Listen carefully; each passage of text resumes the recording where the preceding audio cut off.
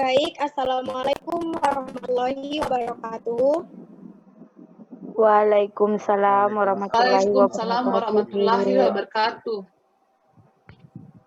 Baik anak-anak, sebelum kita memulai pembelajaran pada hari ini, mari kita berdoa sesuai kepercayaan masing-masing. Doa pimpin oleh Saudari Sulastri. Silakan pada Sulastri. Baik teman-teman, sebelum kita memulai pelajaran pada hari ini, marilah kita berdoa sesuai dengan keyakinan kita masing-masing. Berdoa dimulai. Berdoa selesai. Baik, sebelumnya Ibu akan mengabsen terlebih dahulu ya. Iya, Bu. Agnesia. Hadir, Bu. Gustri Rante. Hadir, Bu. Asnawati. Hadir, Bu. Kurniati Manapalayukan. Hadir, Bu. Nurul Ariska. Sakit, Bu. Sakit, Izin Bu. ke toilet kayaknya, Bu. Oh, baik. Nancy. Ada sih, Bu, cuman jaringannya jelek, Bu. Oke. Nur Wahidah Ismail. Ke toilet tadi, Bu. Rafika Azahra. Hadir, Bu. Sulastri. Hadir, Bu. Yeni Misi. Izin, Bu. Ke toilet, Bu. Baik anak-anak, sebelum kita memulai pembelajaran hari ini, Ibu akan menjelaskan tentang manfaat dari pembelajaran pada hari ini. Next.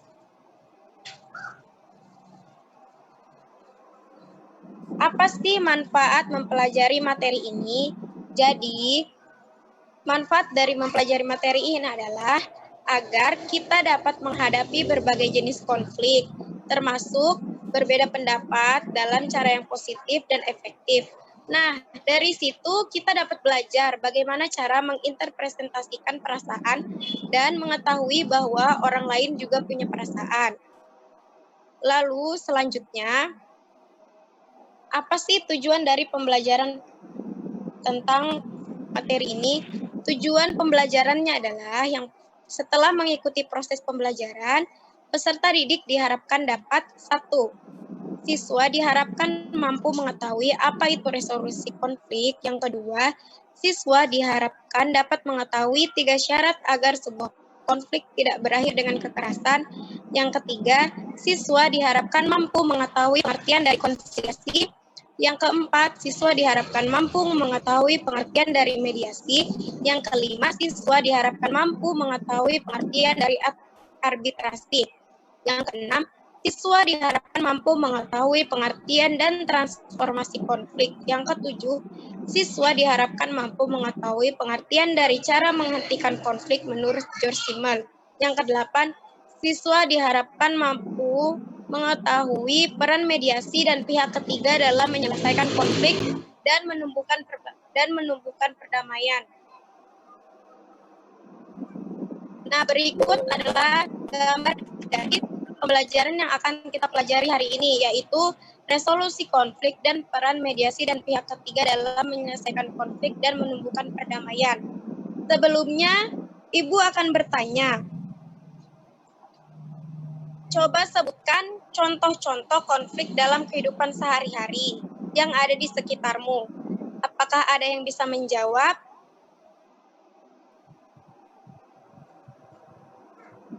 Saya, Bu. Baik, silahkan Sulastri. Baik, menurut saya contoh konflik yang ada di kehidupan sehari-hari seperti contoh mediasi, yang dimana awalnya mereka bertengkar, namun ketika ada petugas desa yang memberikan masukan, mereka menerima masukan tersebut, sehingga konflik pun berhenti. Itu menurut saya, Bu. Baik, terima kasih atas jawabannya. Selanjutnya, Ibu ingin bertanya, apakah ada yang tahu pengertian dari mediasi? Saya, Bu. Silakan, Saudari Hasnawati. Menurut saya, Bu, mediasi adalah proses penyelesaian konflik dengan melibatkan pihak ketiga. Sekian. Baik, terima kasih atas jawabannya. Jadi anak-anak, konflik itu tidak selamanya negatif dalam kehidupan sehari-hari. Konflik juga dapat membawa dampak positif dalam kehidupan sehari-hari. Nah, selanjutnya kita akan masuk ke dalam materi yaitu resolusi konflik.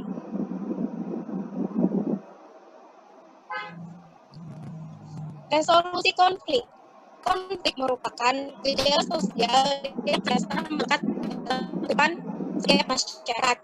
Oleh karena itu, yang dapat kita lakukan adalah mengendalikan agar konflik tersebut tidak berkembang menjadi kekerasan atau biasa dibilang dengan violence. Ada 3 syarat agar sebuah konflik tidak berakhir dengan kekerasan.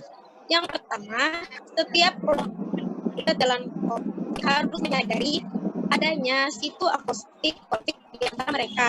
Yang kedua, pengendalian konflik tersebut hanya mungkin bisa dilakukan apabila berbagai kekuatan sosial yang saling bertentangan terorganisasi dengan jelas. Yang ketiga, setiap kelompok yang terlibat dalam konflik harus mematuhi aturan main yang telah disepakati bersama. Selanjutnya kita akan belajar tentang bentuk pengendalian konflik sosial. Anak-anak, bentuk pengendalian konflik sosial itu ada 4, yaitu konsiliasi, mediasi, arbitrasi, dan transformasi. Apa sih konsiliasi itu? Konsiliasi adalah bentuk pengendalian konflik seperti yang dilakukan melalui lembaga-lembaga tertentu yang memungkinkan diskusi dan pengambilan keputusan yang adil di antara pihak-pihak yang bertikai. Mediasi itu merupakan bentuk pengendalian konflik yang dilakukan apabila kedua belah pihak yang berkonflik sepakat untuk menunjuk pihak ketiga sebagai mediator. Pihak ketiga ini akan memberikan pemikiran atau nasihat-nasihatnya tentang cara terbaik dalam menyelesaikan pertentangan atau konflik. Arbitrasi biasa disebut juga dengan perwasitan.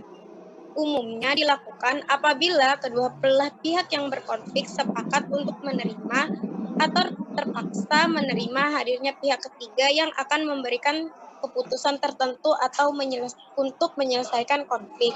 Nah, yang terakhir ada transformasi konflik. Transformasi konflik atau conflict transformation adalah proses penanggulangi berbagai permasalahan, sumber-sumber, dan dampak negatif dari konflik. Selanjutnya,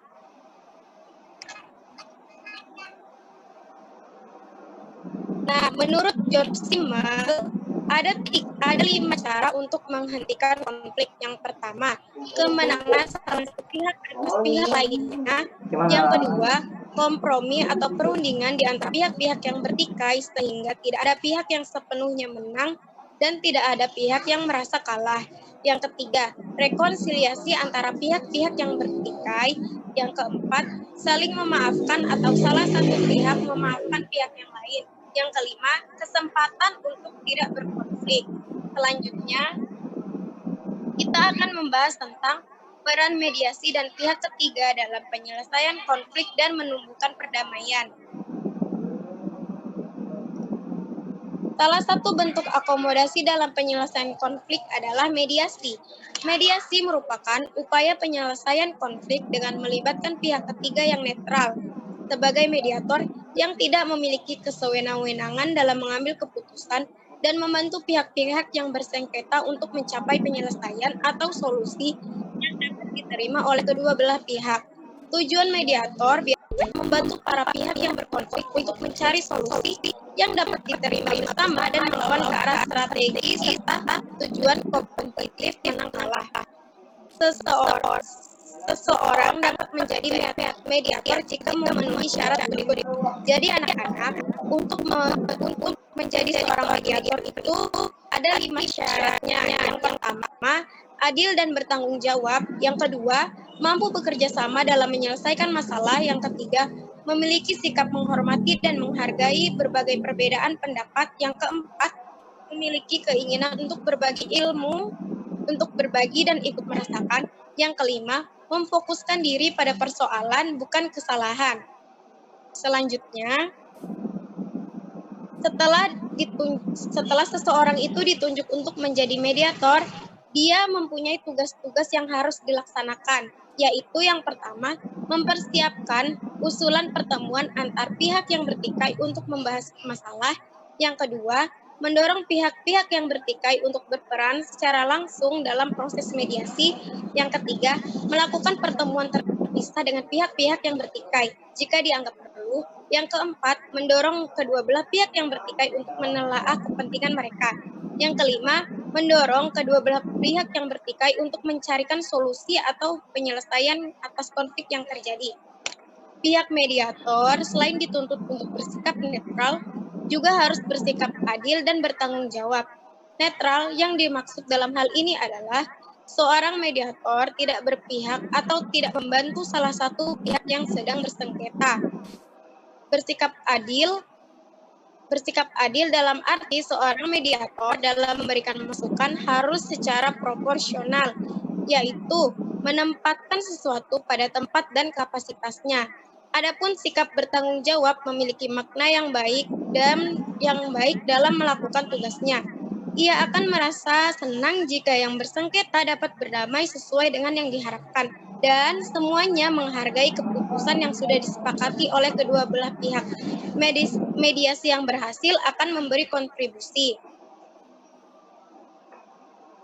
Baik anak-anak, selanjutnya hari ini kita akan berdiskusi tentang sebuah kasus. Nah, ini adalah contoh kasusnya. Silahkan dibaca. Setelah itu silahkan membentuk 2 kelompok untuk membahas kasus di atas.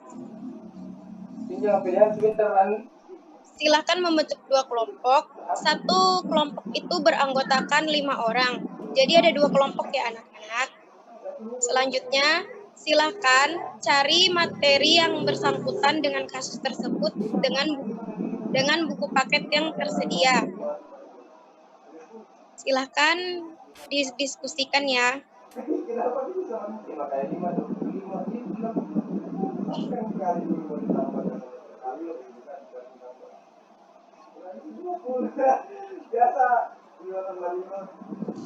Baiklah, setelah didiskusikan, saya persilahkan untuk kalian mempresentasikannya.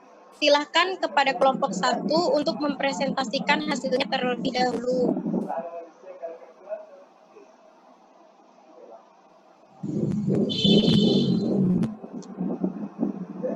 Kelompok 1, apakah sudah siap?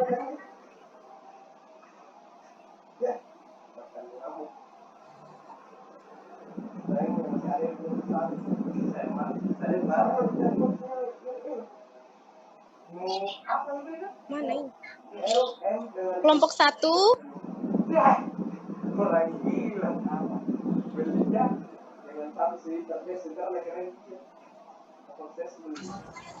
Bu. Baik, silakan untuk mempresentasikan hasil diskusinya. Assalamualaikum warahmatullahi wabarakatuh. Waalaikumsalam warahmatullahi wabarakatuh. Kenalkan, nama saya Nawati, perwakilan dari kelompok 1. Dari kasus tersebut, yang kelompok kami simpulkan adalah kasus tersebut masuk ke dalam contoh mediasi. Awalnya, mereka bertengkar, namun ketika ada petugas desa yang memberikan masukan, mereka menerima masukan tersebut, sehingga konflik pun terhenti. Sekian dari kelompok saya. Baik, terima kasih kepada kelompok 1 atas jawabannya. Mari kita beri aplaus dulu untuk kelompok 1 ya. Nah, selanjutnya, Ibu akan menyimpulkan. Jadi, yang dapat kita simpulkan dari kasus di atas adalah orang ketiga dapat berperan sebagai mediator atau sebagai pengendali konflik. Nah, orang ketiga dalam diskusi ini berperan sebagai mediator. Ia dapat memberikan masukan untuk menghentikan konflik sehingga konflik tersebut tidak berujung pada kekerasan. Nah, baik anak-anak, karena waktunya sudah habis, Ibu akan memberikan tugas, yaitu silakan membuat review tentang pembelajaran kita pada hari ini. Kumpulkan malam ini via WA sebelum jam 12 malam ya. Baiklah, Ya. sekian pembelajaran kita pada hari ini. Terima kasih atas partisipasinya. Wassalamualaikum warahmatullahi wabarakatuh. Waalaikumsalam warahmatullahi wabarakatuh, Bu.